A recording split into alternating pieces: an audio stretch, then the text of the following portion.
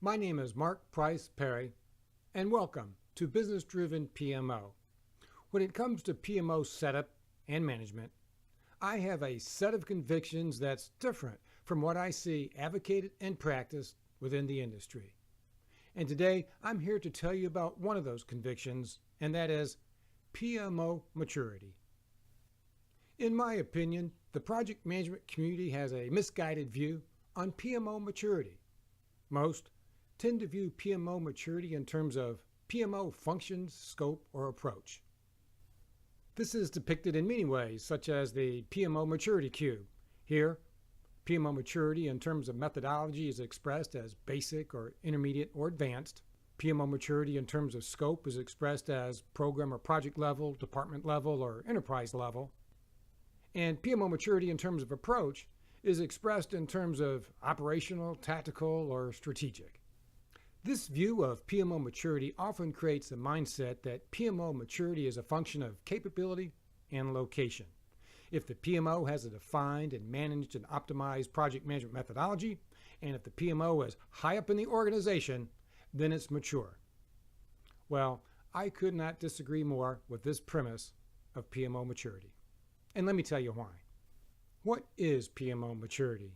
Well, the answer to that question really comes down to your view on what is maturity. In the project management community, it seems that most people view maturity in terms of capability.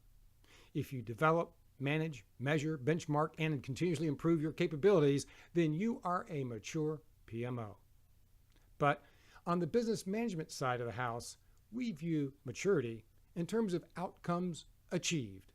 If you consistently achieve your business objectives, report period after report period, then you are a mature organization. As an example of this difference in perspective of maturity being based upon capability versus based upon outcome, I like to refer to sales organizations. Can you imagine anyone thinking that a sales organization is mature because they've developed good capabilities? They do good demonstrations, they write good customer proposals, they make good customer calls. I don't think anyone would view sales organization maturity in terms of capability. They view it in terms of outcome achieved. If the sales organization consistently meets its objectives report period after report period, it's viewed as mature. And if it doesn't meet those objectives report period after report period, then it's not mature. And it's no different for the PMO. PMO maturity should be viewed as consistently achieving the objectives for which the PMO has been created and exists to serve. Not based on effort, not based on capability development. Now, don't get me wrong, the capability level of the PMO, such as basic, intermediate, or advanced, is extremely important.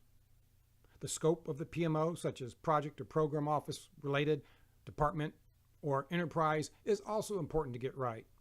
And the approach of the PMO in terms of operational, tactical, strategic are also considerations that every PMO needs to consider in their planning for the PMO. But these things are not PMO maturity.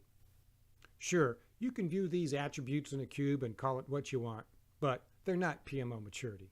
PMO maturity is based upon outcomes, not effort. I encourage you to consider and adopt this view of PMO maturity, the business-driven PMO view that maturity is based upon outcomes achieved, not effort or capabilities.